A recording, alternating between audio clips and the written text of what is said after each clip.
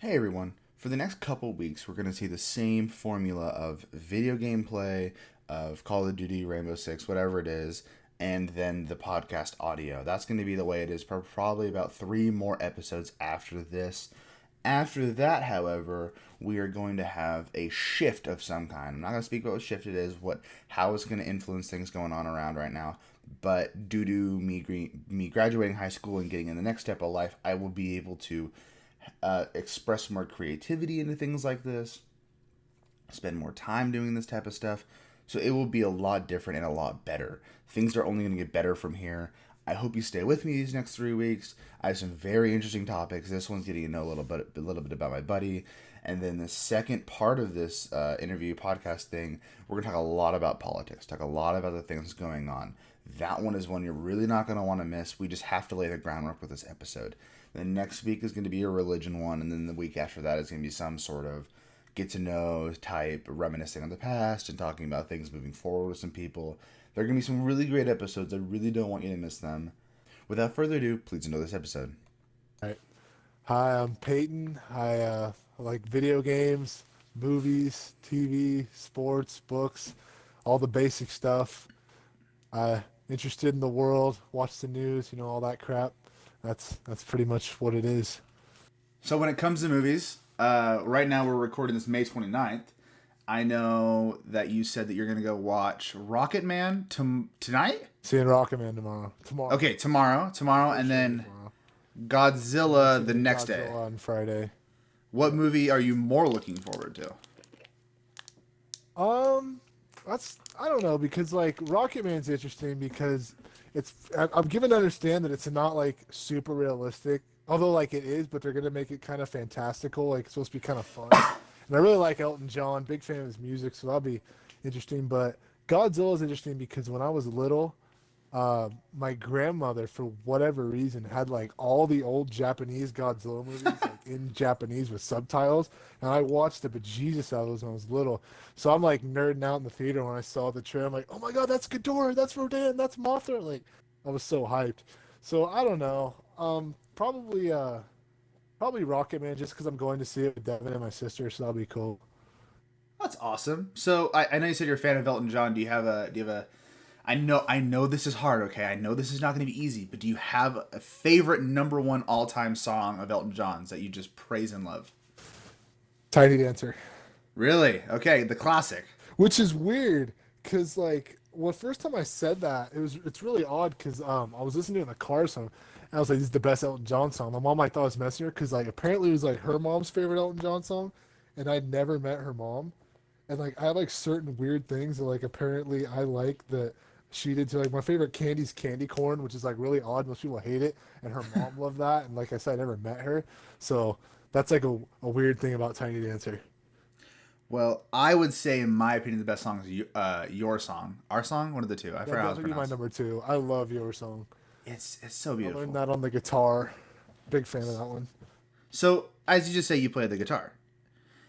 Obviously, when you play the guitar, you have to like things like Leonard Skinner. You have to like things like Guns N' Roses. When you are sitting there and you're in your zone, and you're playing your guitar, what is the number one song that just hits you in your heart and you just gotta let play? Oh man, I don't. That's tough because all the guitar stuff I play, like I play a bunch of different stuff, and it all depends on like what kind of mood I'm in that day.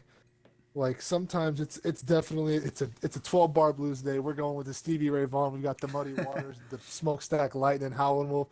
Some days I'm like messing with pedals. I'm doing weird stuff. Like I'm out here just like doing like Rush kind of crap. Like let's see how weird we could make this. So I guess that depends on the day. I mean it's very tough. I'm very much day from day what I play. Well, I like the fact that you're someone that can see the complexity of music, right? Because music Oh yeah. isn't just a simple turn on a mood and turn on a song and you can feel whatever mood. It's you have to have the mood that is in the genre that you're listening to. Music's fascinating because what like in reality there's only 12 notes in music. Like all the music is just 12 notes. Like there's no more or less. And yet imagine think of all the different songs you could just spit off the top of your head. Not even just thinking, just what pops in your head. But all contain just those 12 notes. And yet we found so many different ways to use them. It's just insane. I've never thought about it that way. I mean, if you think about like, let's take Macklemore Thrift Shop, is very, Oh. very vastly different than Bohemian Rhapsody Queen. Hmm. But they had the same 12 notes to work with. And that, wow. Okay, well, I'm learning something today because I never thought of music that like It's music. baffling. It really is. It's like you just said, 12 notes. That makes it super simple, but it's Yeah. not. There's a Yeah. beautiful complexity to it. Yeah. So we already talked about music. Sometimes super simple songs are the best ones. Like Bob Dylan's often regarded as the best songwriter ever, won a Nobel Prize for songwriting. And a lot of his songs are just three basic chords. Very simple, very easy to play. You can learn them in a day. Oh, so oh, I didn't know. So Bob Dylan songs are the on the easier spectrum to learn. Obviously, it depends. I mean, he's got some that are hard members, but something like "Blowing in the Wind" is, if I remember right, I think there's four total because I think it's just D, A, and G in the verses, and I think it also throws a B minor in the chorus. But I mean, those are very basic chords. I mean, very simple. Do you play any other instruments besides guitar? I'm trying to teach myself the organ. I'd really like to learn the piano, but I don't have one. Whoa, whoa, whoa! Hang on. When you learned the guitar, was that like you went to classes like most people? No, I got one for Christmas last year, right after I had knee surgery, a couple days after, and I guess because the fact that for like 3 weeks I just had to sit in my room, I just toyed with it enough that I eventually figured stuff out. I'm still learning as I go. I mean, I don't know if anybody ever truly has an entire mastery of the instrument. I would bet you someone like Eric Clapton still finds new stuff to do all the time.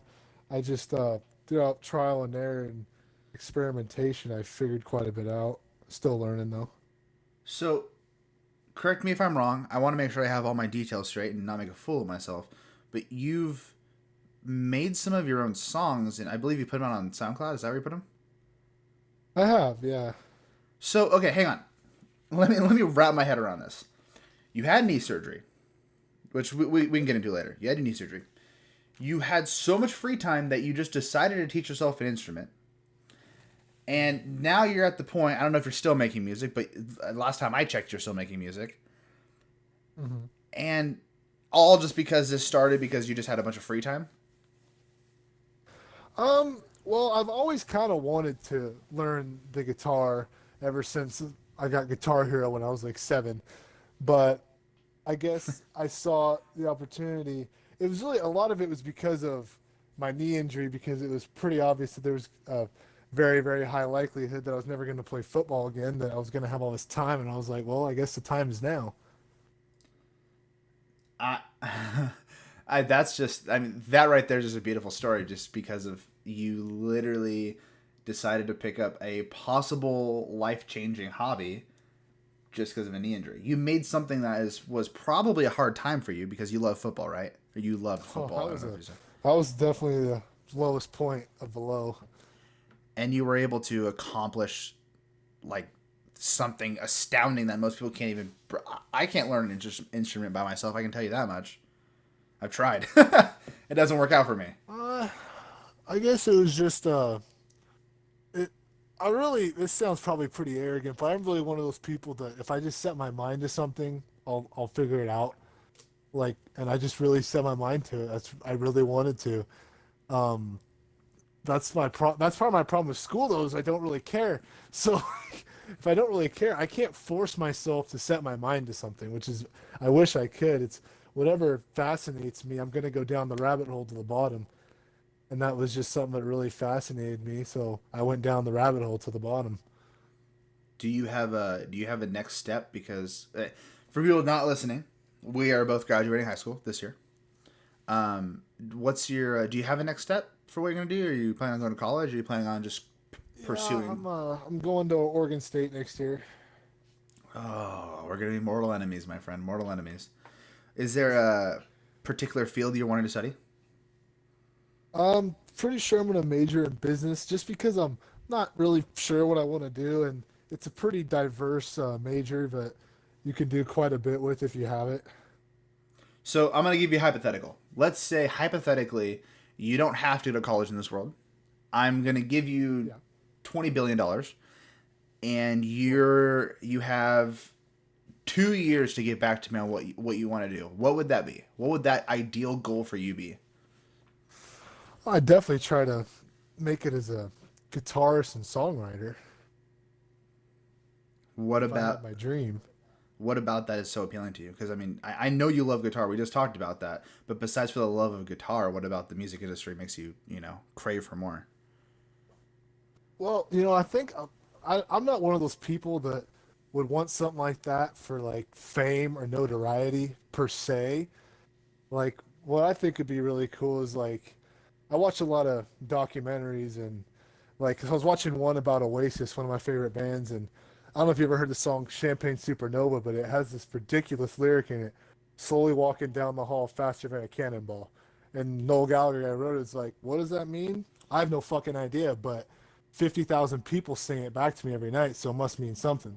And I think that'd be really cool, the fact that that, you have a show, all these people sing it back, that something that you wrote like meant something to someone. Like they were willing to one pay the money to come see you. You mattered that much to them. But like but the type of music I have isn't really mainstream anymore. It's not the '60s anymore. The Rolling Stones and the Beatles aren't atop the charts. So to be able to know that like that kid in the audience was a kid just like me, that what he's listened to, he's not one of the norm. He's kind of outside the spectrum, and that I'm something that he can relate to. I think that'd be amazing. Yeah, I think that's what all if we can talk about this if we want to nitpick and whatnot, but I consider when you post stuff on YouTube and you put a lot of time and work into it, that's a form of art or an expression of art. And I feel like that's what a lot of people do on YouTube. So for instance, like my channel obviously doesn't get the views of like a Jake Paul video. But Yeah. Jake Paul's videos are a lot of just clickbaity hot mess to where my focus is to share people's stories. So for instance, I'm sitting down talking to you and we're having a conversation about, your love for music and love for film. And we're going to talk about a bunch of things today. But I like the idea that you're doing it for the hopes of sparking that creativity in other people or have that meaning for One other people. quote that I saw, and I have no idea who said this, but I remember like two of my favorite bands are the Smiths and the Stone Roses. They're English bands from the mid to late '80s, and what the quote was is when you think of bands like the Smiths and the Stone Roses, you don't think about how many albums they sold. You think about how great the music was and what it meant to you, and that's what it is, isn't it? And I just thought that was a big deal because a lot of the people I like, they didn't sell 100 million albums, and they never will. They don't have a gigantic fan base, but their music meant a lot to me. And I think that's a big thing. I would take having a very loyal fan base over having a number one album any day. And I'm hoping to have this person on this what a podcast, what do you want to call it, interviewing thing. Do you remember a kid we grew up with named Woody? Or we called him Woody? Yeah. Yeah. So I'm hoping to have Woody on here. Dream. And yeah, Woody's doing something extraordinary. He's putting out a lot of music, and sadly I haven't had time to listen to all of it. But he may not be the number one selling rapper in Oregon, but I mean he's developed a fan base. I mean he's growing hundreds by the week because he's just putting that guy. guy. I think a lot of people get confused about that. He didn't just stumble into the success he's had. He works very hard at it, and it's been a grind for him. And I don't Absolutely. I mean, sure, 1 in a million, just something lucky happens to him, but he didn't just expect the success to fall in his lap. He's been out here building a fan base, doing shows, making music, working very hard at his dream to have the success he's had, and hopefully more success down the road. Him and I were texting about him being on here, and when we were texting him, I mean, it was a very surreal moment for me because this is someone that I aspire to be like. I mean, I'm trying to put out my new schedule next week. Starting next week is going to be 3 streams a week and then 2 videos a week on top of that. So I'm going to start working really hard, and that's going to be for a lot of nothing for a while there, and hopefully people will start to enjoy the content, or not. I can change it a little bit. But this man has been a shining example on what to do in the music industry, or what to do with your passions and hopes. So we talked about Woody. let's talk about you now, because I really want to start picking your brain a little bit. You love Okay. music. You love Yep. movies. Is there any other forms of art that just absolutely just is breathtaking to you, or something that you absolutely admire? Like, are you a video essay guy? Do you like, a certain style of movies? Is there something that really like speaks to your heart? Um. Well, I guess there's a lot really when I think about me. I got a massive bookshelf of crap I've read. Have a bunch of movies. I like uh I like old writing for the most part. Like I have a Charles Dickens box set. I have a Jane Austen box set. I have a Bronte Sisters box set. I've got War and Peace in 3 volumes. I read a lot of older stuff. So does that translate to the movies you watch? Do you like a lot of the older movies? Um, I honestly, I'm not someone who watches a ton of like older 30s, 40s movies. I've seen some, but I definitely have like my favorite directors. Like I'm a huge fan of Martin Scorsese, Yeah, huge fan of Quentin Tarantino. I'm very excited for Once Upon a Time in Hollywood. that looks I'm not phenomenal. entirely sure what it's going to be about. That's one of the best things about his movies, though, is you never know what it's going to be about. That is true. The mystery surrounding it is always what creates anticipation. And I believe I saw on Twitter that after the movie premiered, there was a 7 minute standing ovation after. Must have done something right then. Imagine 7 whole minutes of people clapping and applauding what you just saw. That's mind blowing. I'm wondering what's going to be the like. Well, because like it seems like every Tarantino movie has at least one extremely cringy, violent moment where you kind of wince watching it. Like they all have at least one, and I'm wondering what it's going to be in this one. I hope it's something to do with the Bruce Lee character. That'd be cool. Yeah, I noticed that.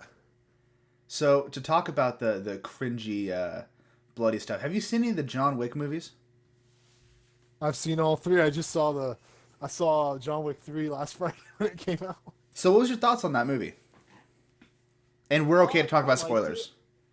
Spoilers I are okay. thought that the ending like they got a little over the top with him because like he would have absolutely died like if it was real like that without a doubt would have killed him, but he lived. But they were trying to make a shot for Grant. I'm saying that after he spent the entire movie like 1v75ing people. So like, what am I to say about the realism of the movie? I think, I know from my very small studies of how the human body works. I know this isn't real, but from what I saw online, people were talking about how his bulletproof suit was able to absorb a lot of the impact from the fall. I mean, I guess that is one way. I guess that could make some sense. I mean, in the second movie, he literally punched his chest and bullets fell out. So a fall isn't Yeah, unimaginable. you You wouldn't know know what I what to mean? do if you saw a guy do that. I would, I would poop my pants and run. Yeah, I That's like the start of the movie when he's like, it's the entire city of New York versus him. I'd say the odds are about even. I just don't. My thing is when it comes to someone that's scary, right? And we see this in a lot of like let's say comic books, for example, like the Joker. When you know someone's that scary, and you're a police officer in Gotham City, or you're a person trying to hunt John Wick, why take your odds? You're not gonna win. There's Yeah, I don't know. There's always like that character in the show that everybody keeps underestimating, and let's like you're at the point like what? Just stop. Like how many people think that they can take on Jon Snow before they realize they just shouldn't take on Jon Snow? Yeah, that to me it just it doesn't click. But you brought up TV show Game of Thrones. So I'm gonna use that a Yes, little bit as a segue. that's been controversial lately, hasn't it? Oh my god, yeah. On the note of it being controversial, if you had to pick one, or I'll give you three, what would be the top TV shows that you would have to watch right now to understand, let's say, American cinema, or just cinema? Sorry, not cinema. TV shows in general. To understand TV shows, what are the best TV shows out there right now, or completed TV shows Like that are currently on or ever. from the birth of TV shows to now? Do Um, you I know a lot of people don't like it, but I'm really big on Lost. Like I Okay. thought Lost was amazing. I get really upset because people seem to not understand the ending of Lost. When like you've probably heard the whole deal, they were dead the whole time. When Yeah. that was definitely not at all what happened. I don't know why people think they were dead the whole time when it explicitly showed that they weren't. So I never understood people got mad about that. Um, from a culturally significant standpoint, The Office has certainly grown to something. The fact that it's been off the air for several years and it's still basically everybody watches it on Netflix. Yeah, Netflix Uh, is doing anything they can to keep The Office on there. I know Seinfeld was a pretty big deal. I never watched a lot of Seinfeld though. That's more just me taking off people's word. I know it was pretty big when it was on. Have you ever seen Dexter? I have not. Highly recommend. I didn't see. There's a couple of like super popular. Was that an HBO show? Or was that like a Showtime show? One of those. Showtime. That was Showtime, There's yeah. like a lot of those like big shows, but I never watched. Like I've never seen Breaking Bad either, even though I know I need to. Highly recommend that one too. I know I just found out that like because we have HBO, I get that HBO Go thing, and I can watch like any of the HBO shows ever. So now I've got mine queued up. I've got like Deadwood on it. I've got The Wire, so I can finally watch that. I got Boardwalk Empire. Like I'm gonna start. I'm rewatching Game of Thrones though, just because I wanna. Because I watched it like well, I read the books first, so I read the books before I watched the series, and I was like, season one had just happened when I started watching, so I've like been watching it as it's been on. So now to watch it all at once, to like go kind of go through it like that's been interesting. So, if you, because I've never seen the Game of Thrones stuff, I know how it ends because of social media. I really don't care for Game of Thrones. My introduction was very, very bad. But if you had to recommend to me to either read the books or watch the TV show, what would you recommend right now to start today? Um, I guess right now I'd probably actually save a series just on account of the book series isn't done yet. I don't know why they finished the TV show before the book series was done. Because George R. R. Martin's freaking slow at writing for some reason. He's had like 8 years to write the next book, and I'm like, buddy, come on, like I'm waiting. Well, apparently he told the writers how it was like supposed to end. Yeah, I saw that, and I'm sure it's probably not going to be too incredibly far different in the books, but there's going to be some things that are definitely different just because there are plot lines in the book that are not in the series. There are characters in the book that aren't in the series. Like, one of the biggest things is the fact that in the books, Rhaegar Targaryen's son from Eleanor Martell, Aegon Targaryen's alive and across the sea, and that's not in the show. And that's a really, really big deal in the book. So there's stuff like that. Granted, the books are so far behind. Jon Snow could just be dead, like, because that was where the last book ended. Was when he gets killed. So he may not get brought back to life in the book. I'm sure he will, but you don't know. Oh, I didn't know the books were that far behind. It's like Oh, the season books are that far six, behind. season. Yeah, the books they went a couple seasons ahead. The most interesting thing about my rewatch though is I've been so annoyed that people saying that like they didn't hint at the ending whatsoever, like Daenerys going nuts or anything. When like in Bran's visions, I grant I didn't notice this 4 years ago when I watched it because who would have? But how Bran has his visions, you see the throne in the snow like you do at the end of a series, and you see a dragon flying over King's Landing like you do at the end of a series. So like not only was it foreshadowed, it was outright shown, but we just didn't notice it. Because like how would you know that's what that was if you saw it 4 years ago? Yeah, I know that the once again never watched the show, but I know the Uh huh. Jon Snow killing Khaleesi. That was a Yeah, big deal. Khaleesi, if I remember right, means queen in Dothraki. Her name's Daenerys, but they all call her Khaleesi because pretty sure it means queen in Dothraki because I think Cal's king. So why'd they kill her? What was Yeah, the? yeah. Well, because well, the whole deal was she wanted to take back the throne because of Robert Baratheon's rebellion killed her dad and her brother, and they smuggled her out. So in theory, because he didn't wipe out the whole Targaryen line, that she's the rightful heir because her brother died. But then you find out that Jon Snow is actually Rhaegar Targaryen's son, so technically it's him, but he doesn't want it. So they go through this whole thing, and they get up to the city, and she takes the dragon, she kicks some ass, and they've won the city. And there was this deal at the start of the episode that Tyrion Lannister made the deal that if the bells ring, the fight's over, everybody lays down their weapons. So they win and they ring the bell, and she lets her Targaryen come out and takes the dragon and friggin' fries everybody in the city, but not just soldiers, but like children, men, women, like just common people. And a lot of people were pissed about that. They're saying like it never hinted at her being bad ever. When quite frankly, that's just bullshit. Because if you watch the whole series, she's been doing stuff like that from the start, like taking her dragons and frying anybody who disagreed with her. And the biggest point is that it's commonly known that because the Targaryens are inbred, they go crazy. It's why her dad was called the Mad King. So I'm like, to say that it wasn't foreshadowed, I'm like, was I watching something else? Because, I mean, it was still shocking in the way they presented it as it was supposed to be. Like, oh my God, she's really doing this. But it wasn't, from a plot standpoint, shocking. Like, if you were actually paying attention. I think a big problem is a lot of people watch the show, and it's a very complex show, and a lot of people watch it because, ooh, sex and dragons, but they miss a lot of the details of the plot. And I feel like that was a lot of people's reactions. It's like, it really was hinted at. Like, it wasn't like earth shattering that it happened.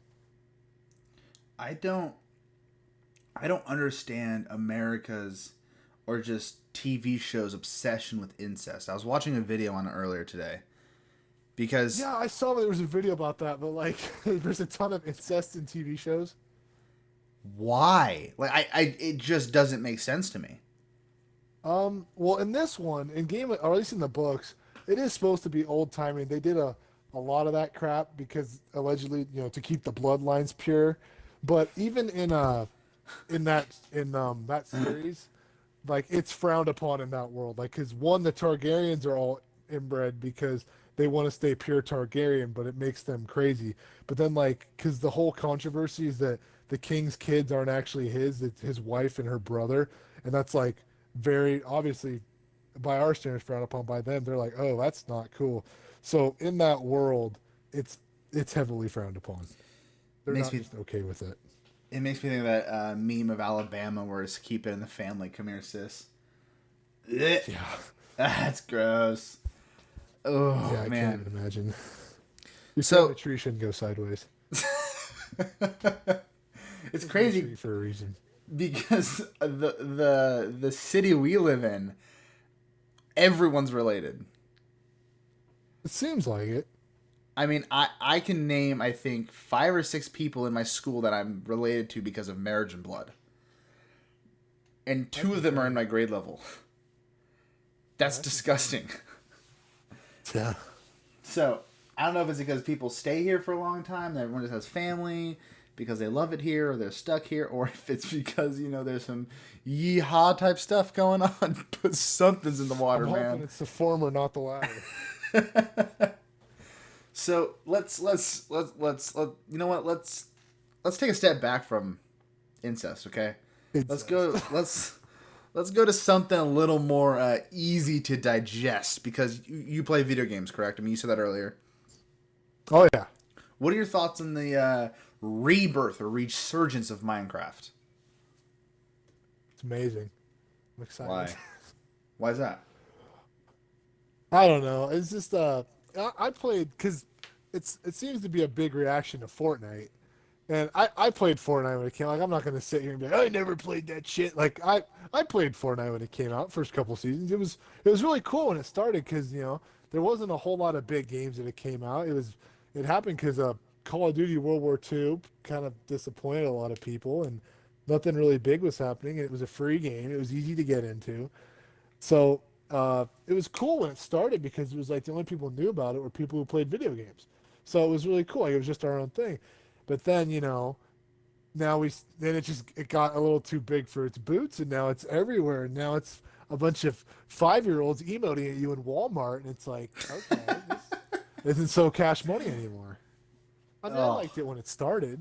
But God, if I hopped on it now, I wouldn't even recognize the map because I still see like stuff about it. I'm like, I don't even know what any of that stuff is. Like, it's such a different game now, it seems like. So what's the main game you play now? I haven't been on for a while, honestly. I've been playing Minecraft. I just got Mortal Kombat 11, but I haven't even downloaded it. I need to play that because I like 10. So I'm hoping that'll be good. I really want to get Skyrim again and play Skyrim again for like the 80th time. Why do you have such a love for that game? Oh, you ever have like a game that like you just, for lack of better terms, have like a really special connection with because of Call of like Duty. where, like how old you were when you played it? Because when I was little, I played the Lego games, you know, like one did. I'm old enough that the Legos didn't talk in the games, but I played those, and then as I got older, I played Madden. I played like Modern Warfare 2 and stuff like that. But that was all I ever played. And then I vividly remember I got Assassin's Creed the first one for like $6 at GameStop because it was an old game even then, and I saw this ad on their TV that was a Skyrim game. I was like, God, what's that? And I was like, that looks just so cool. And I was reading about it in Game Informer, so I was like, God, this just looks so cool. I remember I got it when it came out, and it was the first game that I ever played that was an open world game. I'd never played one before.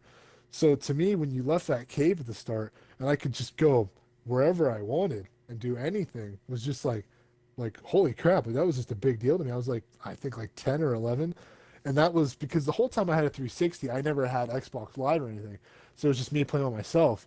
So that was what started my love of open world games that led me to like Fallout 3, Fallout New Vegas, Red Dead Redemption, now The Witcher 3, Red Dead 2. I mean, the idea that I could just go do anything and I wasn't confined to these four walls of this campaign was just it's just so cool. Like that mountain, I can go in it. That cave, I can go in it. Like that was just so surreal for me to be able to do that. Yeah, I unlike you, I wasn't. I was a very I wasn't. I used to be really dumb. Let's just put it that way.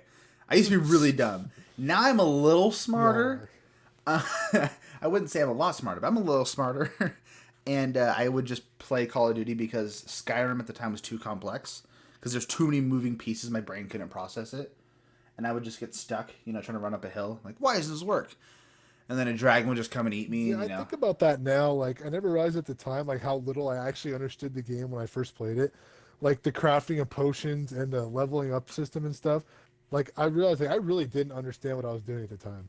Like, I was just, like, picking perks and crap. But now I'm, like, playing it. I appreciate it more now. I'm like, okay, I see the payoffs I'm doing.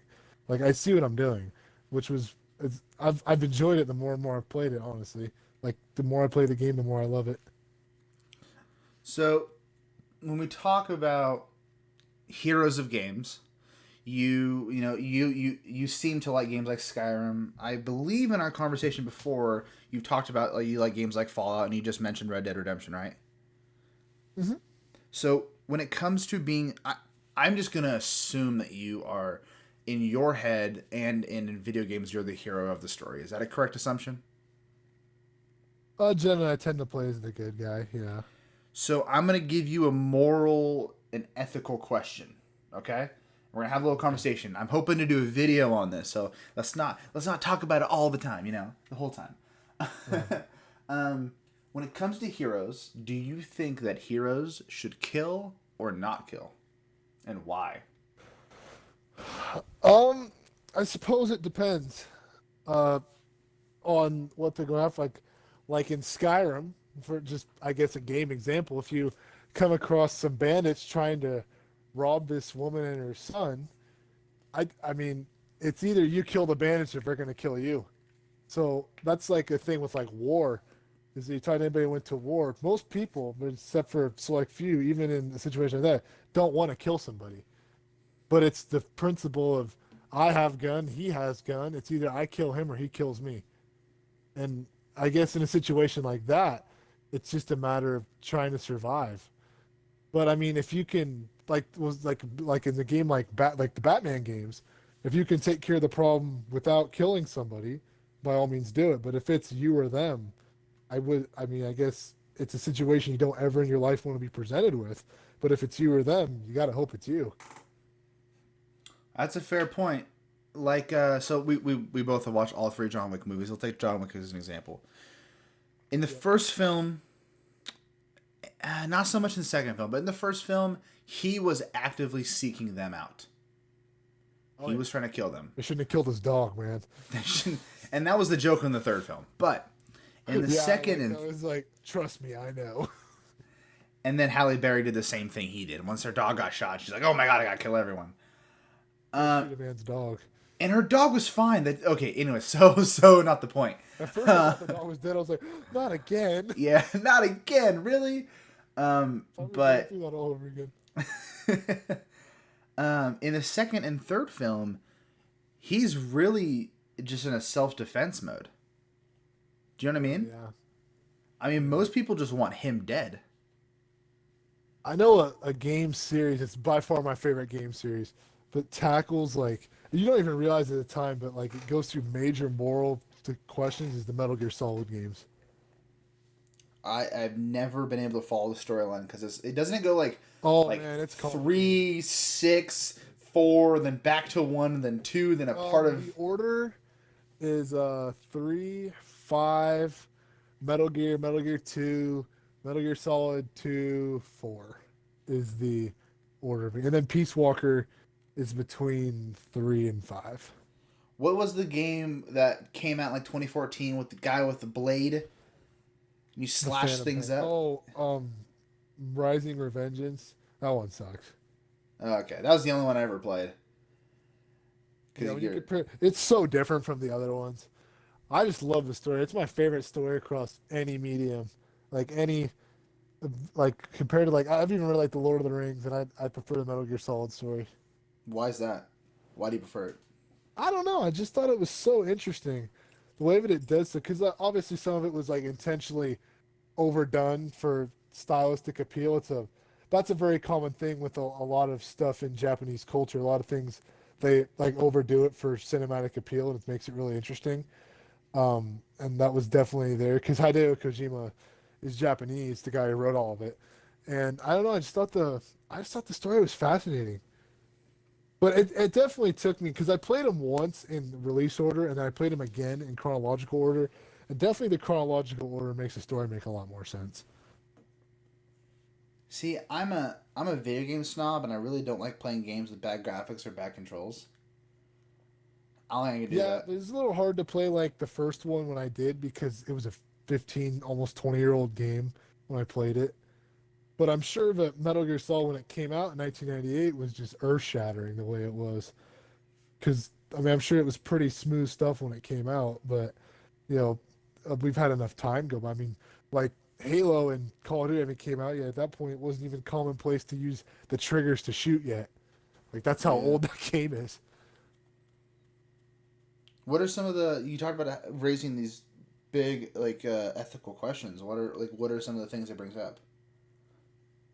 Do you remember any of them or I know no? that the the first four games are serious but kind of lighthearted at it, whereas the Phantom Pain was really dark. Like was way darker than any of the rest of the games. When you have to deal with like these child soldiers in camps and they like get tortured when they don't do things right. And literally in Ground Zero, the very first thing you do is you have to rescue this girl who's like your informant. And if I remember correctly, you have like this tape, and that's how you find her. And she like gets raped on the tape, and then you have to go pull a bomb out of her stomach. And that's like the first thing you do. So five was a lot darker than the rest of the game. The five was a very mature story compared to the rest of them. See, my my exception to everything is like I can understand if you kill another person like a crime of passion. I'm okay with that. I can understand a lot of stuff, but I don't justify it or I don't think it's okay. But when you bring kids into it, man, that's Yeah, that's when you just deserve to die. Like I don't care what you did. I'm yeah. sorry. The five was and then I remember in two, Raiden was like a child soldier. They engineered these kids to be like killing machines, and he was one of them. And that was like the whole deal. It was supposed to be like a commentary on same deal child soldiers like doing that to a child and brainwashing someone to be heartless. Yeah, man. Just my. Do you have anyone in your family that's like younger than you and you've like cared for at one point or another? I actually do not know. I'm the youngest. Okay, so you should talk to one of your older siblings about this, or you'll know this when you get older. But I have a cousin who I love dearly. She's like 8. I probably will get that wrong, but she's like Mhm. 8. And if anyone even threatened to harm a hair on her head, I I would just see red, dude. I'd lose it. I would absolutely lose it. I mean, Absolutely. I assume it's the same way. I know what type of family member you have, but I'm not gonna say it. But you have an older sibling, at least one that I know of, that if I was to make a really messed up comment about, you would probably see red also. Yeah, yeah, absolutely. It's just when you do that to a kid who has their innocence and who's young and developing, that's just messed up to a degree I can't even begin to explain. Absolutely. So, oh god, right now there's hair standing up on my arms. I'm just like getting into it. I'm getting a little amped. I'm like, oh, it's just I don't like it. Another thing I wanted to talk to you about, since we talked about a lot about movies, a lot about games, and a lot about music, you are someone that I would deem to be really intelligent especially in the political world. Granted, I just try to know what's going on. I don't think you and I see eye to eye on a lot of things, and that's okay. There's nothing wrong with that. But you posted something on Twitter. That's where I mainly follow you. That I like, and I don't know the exact words, and I'm not going to misquote you. I want you to be able to speak about this. You said something about how people nowadays don't care to hear each other's arguments, and you and I were talking about this off podcast, and I think it's such an interesting and very topical conversation to have. So when it comes to the left and the right and the centrist and the far left and the far right, could us hearing each other out even be a step in the right direction, or is it too late? I mean, I wouldn't just want to quit.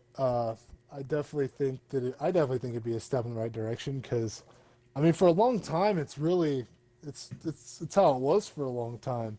I watched a video about this, and I'll probably review it wrong, but the guy talked about like how there's liberals and there's conservatives, and that's how it was for a very long time. Was that liberals and conservatives have the same goals in mind? Like we want the same things for the nation, but we have different ideas about how to reach them, which is what forever like that's what it was. Like, we had the same ideas in mind, but we just debate about how do we get to this point. But in the last 10, 15 years, we've had polar wings on both sides that are starting to take power, but do not have the same goals as each other, and don't even a lot of times have the same goals as the normal people of liberal and conservative. That's where a big problem's coming in, is that people are getting so far out that nobody agrees with anybody because people are just becoming so radicalized. I think two shining people of that example, and I'm going to use one from each party just so we're not sitting here bashing just one party. I don't know her full name, but her last name is Cortez. Alexandria something Cortez. Ocasio-Cortez. Thank you. Her on the left, she has said some very stupid things. She's made some very stupid claims that people like. There was a claim that she said that people were attacking her for her dancing. No one cared. Yeah. Yeah. And then another example of this for the right is Trump. Yep. Granted, we can talk about Trump and what he's done is great, and when Cortez is like has more bills introduced and more bill success and stuff, we can in the future we can talk about some of the stuff she's done that's great, or we can talk about the idea of the Green Deal's great or whatnot. But these people have done nothing right in the form of having a conversation and reaching across the aisle. Yeah. The problem is one side is going to have to budge, but neither one wants to do it. Like, one of them's going to have to work with the other at some point, or else we're going to go down a hole. But I don't know because that's the thing is like, but because he's the most famous person in the world, the Democrats don't want to work with Trump. They're straight up, they have no desire to work with him. But granted, he doesn't want to work with them either. Like, it's a two-way street. Neither side wants to deal with the other. But somebody's going to have to deal with somebody, or like, we're just getting worse and worse. See, here's an interesting thing I want to say about what your point was about Trump. I think Trump does want to work with the Democrats, if the Democrats will blindly follow what he says. Yeah, yeah, which wouldn't happen. of course. Well, it shouldn't happen. No one should blindly follow their leader. That is not okay at But all. there's really no reason if they just talk some shit out that they can't just meet in the middle somewhere. And they can't. And I was really looking forward to, and I to.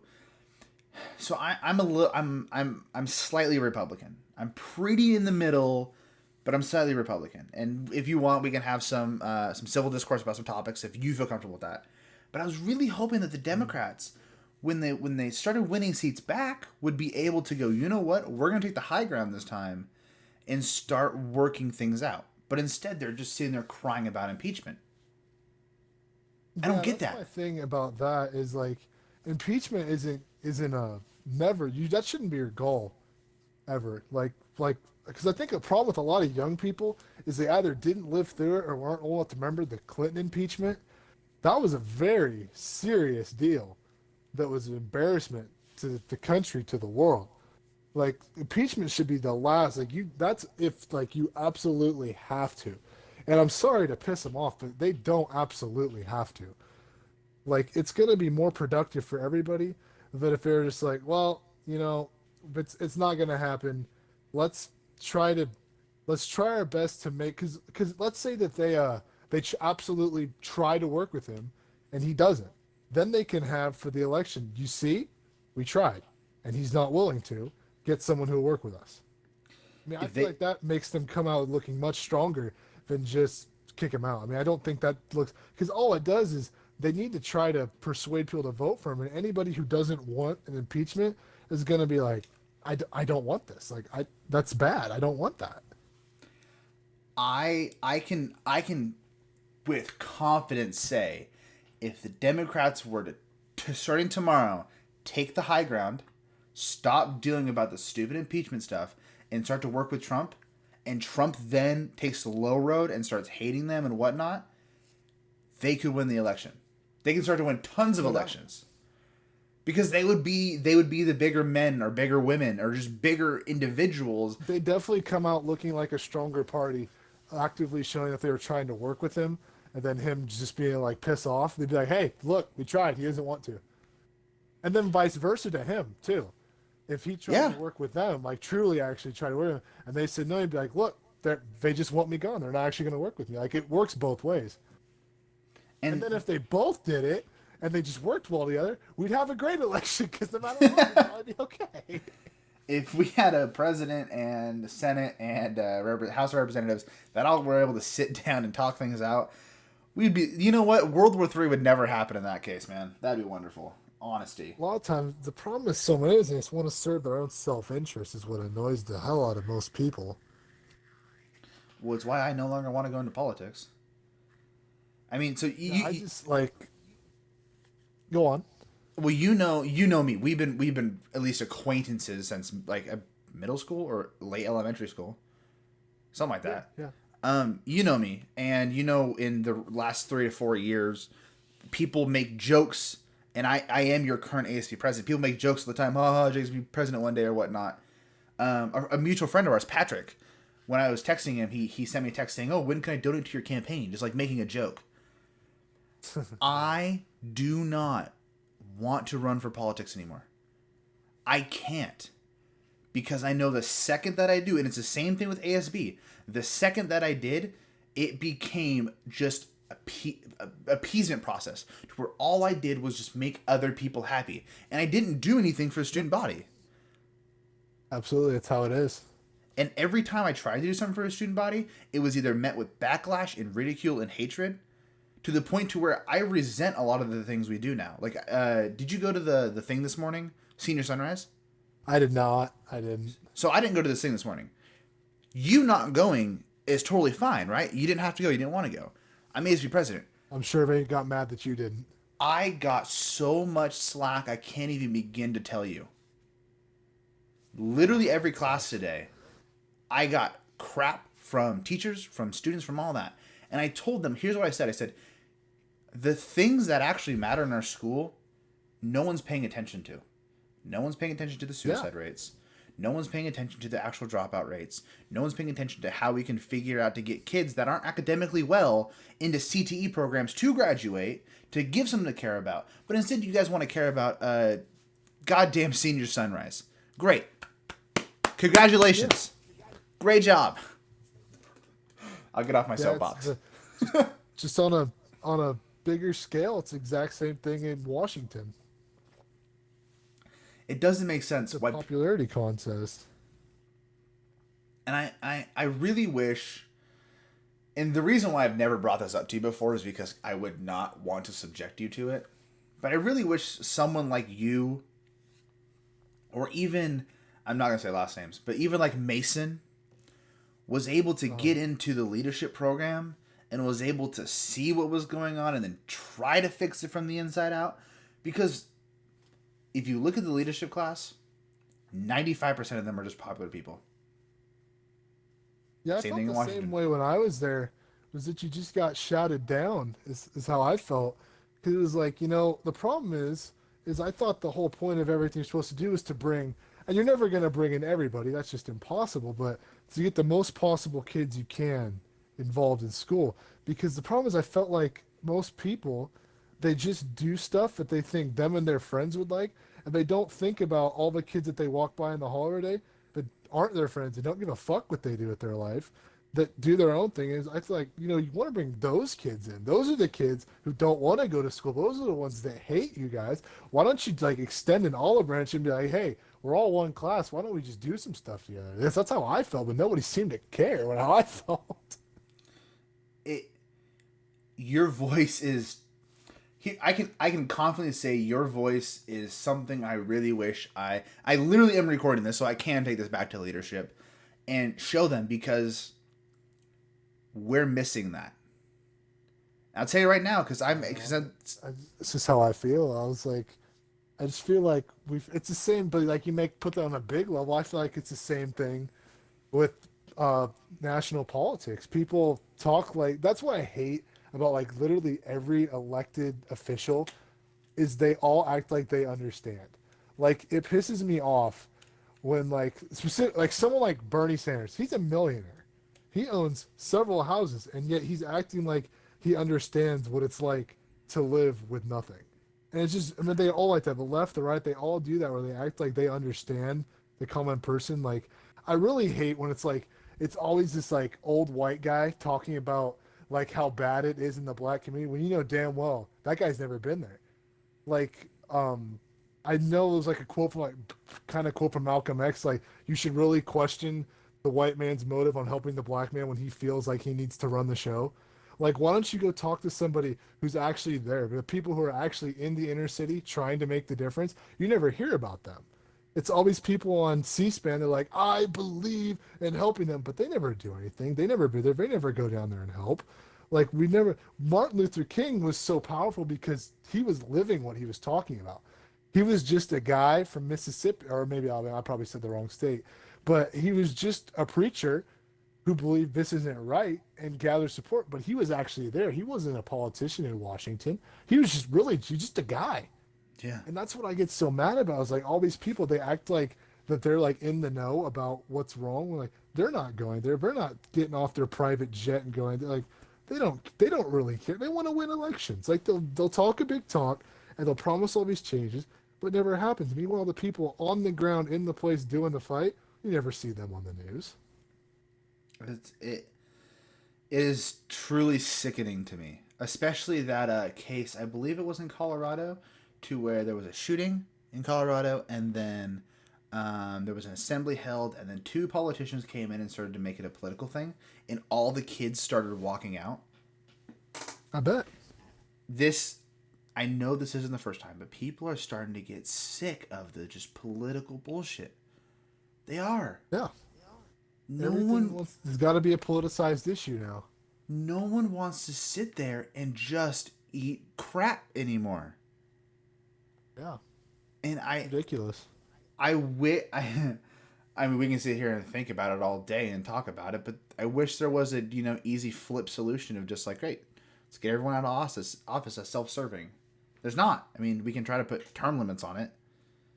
That's not going to do much. Yeah, the thing that I have is I feel like, and it sounds weird because there's technically not, but I feel like a House of Representatives, there is a term limit. It's 2 years.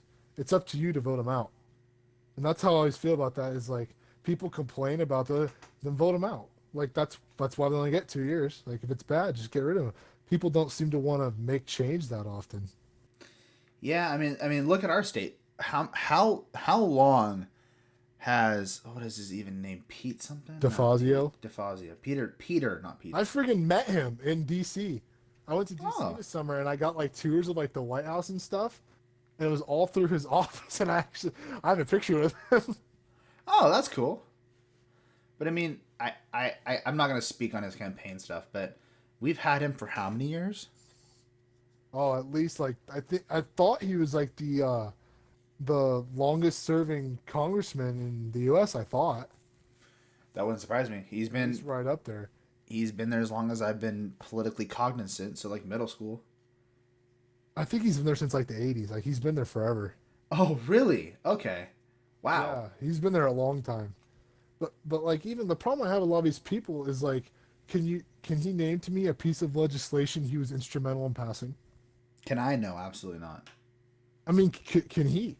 Oh, yeah, I'm probably sure he's not. got No. some, but like I saw this interview with Bernie Sanders, and they asked him to like cite one lone piece of legislation that he was instrumental in passing, and he couldn't answer the question. So like that's my thing is you see all these people that like what do they do? Like like they're not trying to help. They want the position of power. They're not actually trying to help people. That's what like I think that's what makes so many people mad. It's like it's such a big discussion. Cause like it's the same thing with like taxes. Is like I know like a lot of people don't like taxes on a lot of accounts. Like, well, where does it go? Like I know I talked to my dad about it, and he was like, I wouldn't be so mad if I paid all this money in taxes and we had nice roads. Our schools were always funded. All this stuff was upkept. But he's like, I pay all this money and I just like where's it go? Like and that's I think a lot of people feel that way is like, I'd understand them taking my money to do stuff that needs to be done and I'd be fine with that because we got to keep stuff upheld, keep things nice for people, keep things funded. But like I'm not seeing that being done, so where's my money going?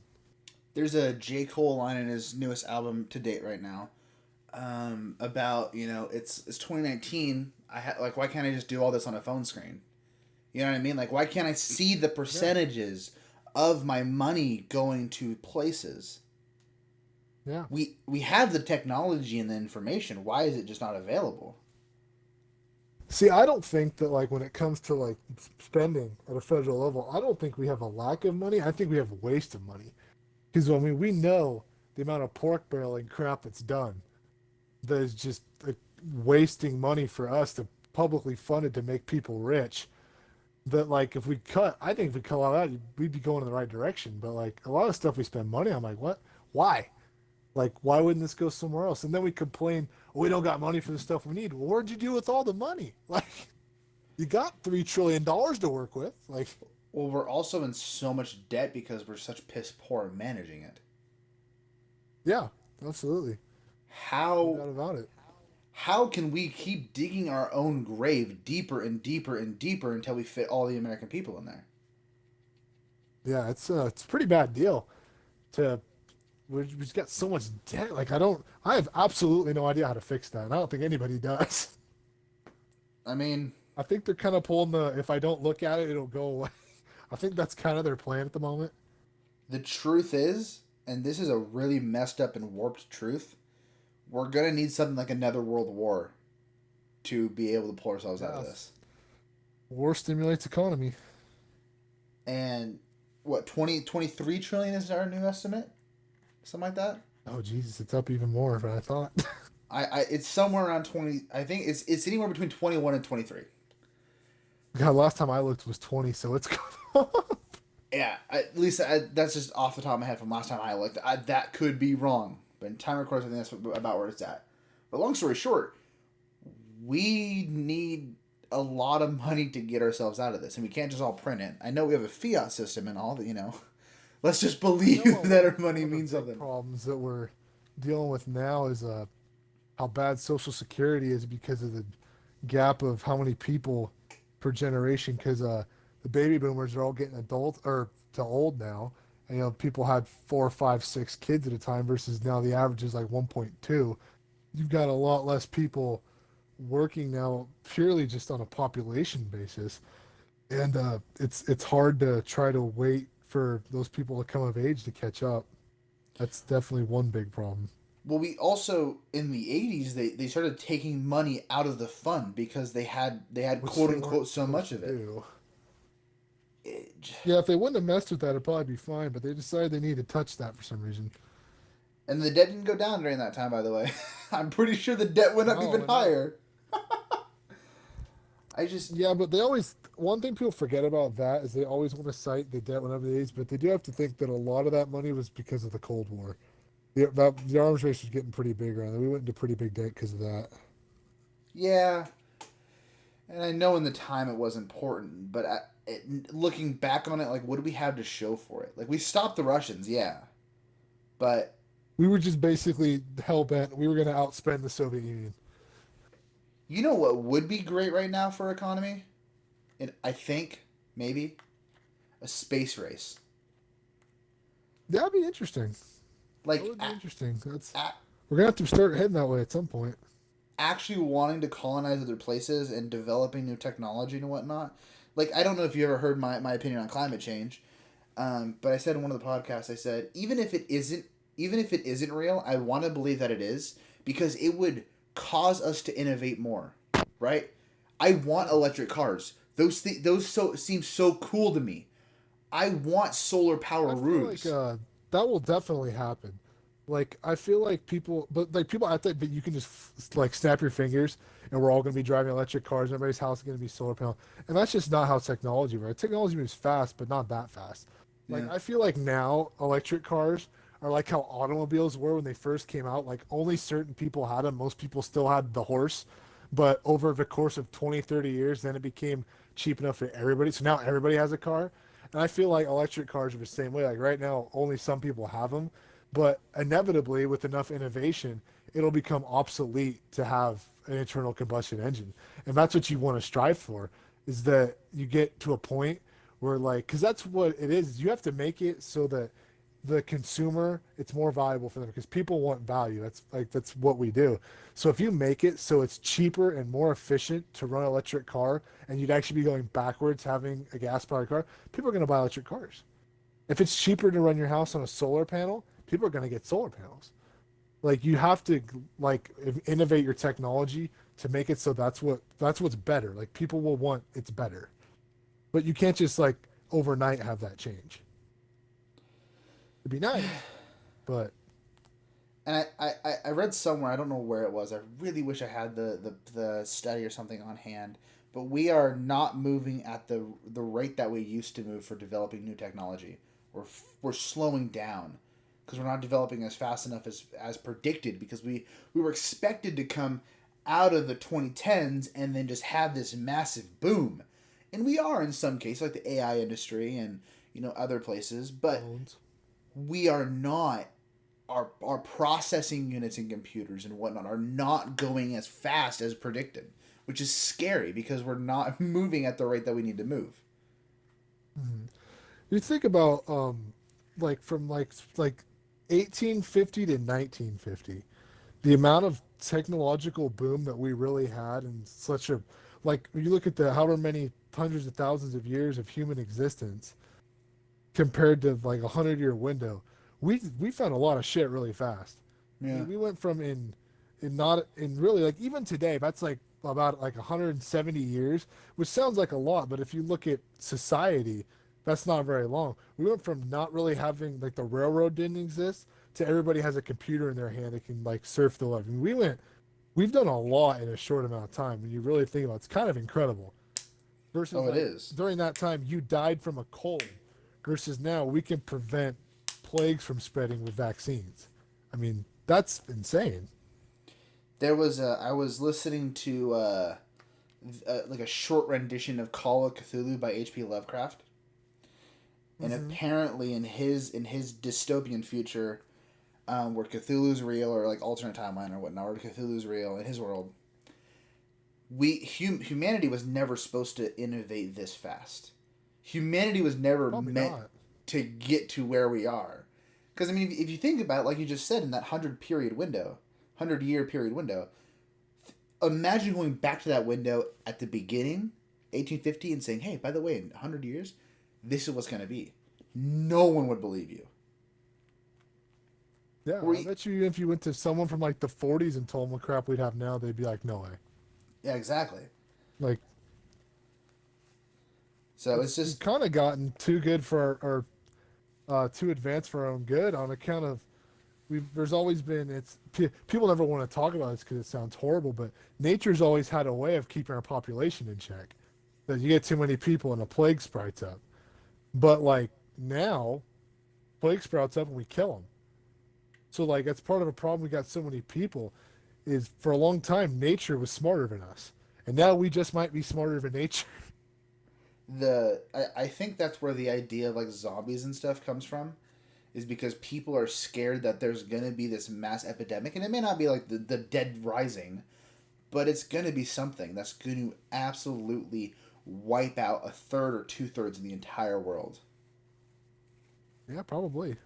And if you think about it, the ramifications of if there was would be so devastating. I mean, everyone that survived that had a disability would probably not get the things that they need, right? If you're in a wheelchair and you don't have things to make a new wheelchair, you're pretty boned. If you have dietary restrictions, guess what? You're out of luck because you have to eat certain things. And if that causes you harm or hurts you, you may die. So the ramifications after a new plague or zombies or whatnot would be absolutely horrible. Imagine how bad it would be with how soft people are today. Yeah, yeah. That's one thing that like drives me nuts about like young people now, is like people act like so much of what we have is so bad when like we're really in. I really feel like we're at the best time to be alive we ever had. Like I'd rather live now than any other time, like ever. I'd agree with that. We have the best everything now. Like I hate how people act like we're like everything's so awful. Like imagine 50 years ago, I'd be getting sent to Vietnam after next week. Like I don't have that. Like 200 years ago, I'd have to legitimately worry about going outside and getting sick and dying in a week. If I even made it to 18, kids didn't tend to make it that far. No. Like what do people mean like it's so bad? Yeah, there's some bad stuff. People mad at each other. There's bad shit going on in the Middle East and all that, but all in all, we're human beings. Nothing's ever going to be perfect. This isn't a utopian world. I mean, is there a better time to be alive than right now? And the last thing I want to end on, and you can obviously finish on whatever note you want, but the last note I want to end on is when it comes to the best time to be alive, I tell this to everyone I can. Whenever someone's nitpicking or hates the fact that there's certain things going on and wants to do things, I mean, people nowadays, they commit suicide or they get addicted to pills or alcohol or any other depressants. I always try to say, try to be the change, right? If you hate America and what's going on right now, great. Vote and get other people to vote with you. Or maybe run. If you hate X, Y, and Z, start to change it. Develop a new social media. Start to protest Instagram and have them not have their likes anymore. Do whatever you need to do to make it so you can actually start enjoying this wonderful time period that you said that we're in, which I agree with 100%. Mm-hmm. Social media's got to be about a factual war zone lately, hasn't it? Oh my god, it is. It so is, dude. Social media worries me because it's the fact that, see, what's great about social media and the freedom of speech is anybody can say anything they want, but the problem with social media and the freedom of speech is anybody can say anything they want. So, you'll see information come out that people say and people retweet and believe it. It's like, what are you talking about? That's not true. But, nobody thinks to go through and look. I try not to say something unless I know I've looked at something that shows I'm at least going the right way. I don't want to just throw something out there and be like, no, that's probably right. I like to know what I'm talking about. This really was a 2 hour or so long episode. I really wanted to condense it down to smaller, bite-sized episodes that were more digestible and people could watch. Because I know the fact is, if I threw out a 2 hour long episode, not a lot of people would actually sit down or break it down and listen to it throughout the week. This is a very important episode, and the next one also super important because they link so well together, because this is one full conversation. The next one, if you're interested at all in politics or current day, what's going on in the media and whatnot, or how we view social media nowadays, this is super important for everyone to listen to. So I really hope you come back next week. I really hope you engage or even disagree and start having that civil discourse. That's super important. Other than that, have a fantastic rest of your week. I will be posting more videos. However, next week is the graduation week, so there's going to be some hiccups on my recording schedule, but after that, it's going to go back to the normal thing. I'm hoping to stream every single Monday, Wednesday, Friday, and have videos out Saturday, Sunday, with some videos sprinkled out throughout the week. Thank you so much for watching. Have a great rest of your week.